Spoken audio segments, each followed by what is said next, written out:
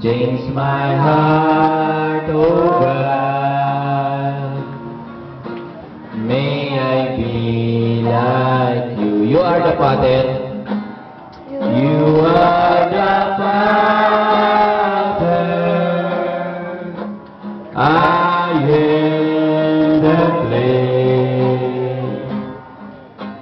Mold me and search me. This is what I pray. Change my heart. Change my heart, oh God. Make it ever true. Change my heart, oh God.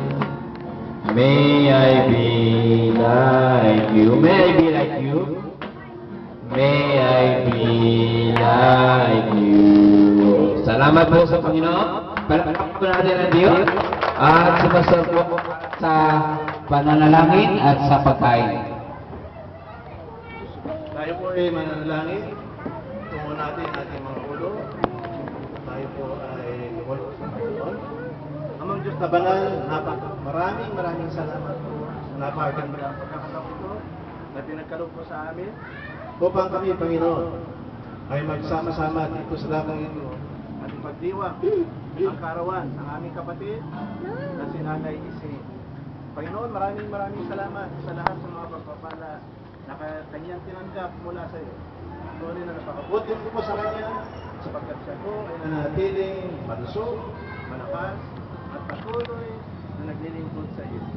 Panginoon, kami po ay lubos na nagpapasalamat at pinupuri ka namin at patuloy kami humihiling na ang kapatid na ito ay pagpalain mo, bigyan mo ng kalakasan, kalusugan upang siya po ay makapagpatuloy sa paglilingkod sa iyo at nawa, Panginoon, dumami pa po ang kanyang maliligayang araw sa mundong ito hanggang sa ikaw ay dumating.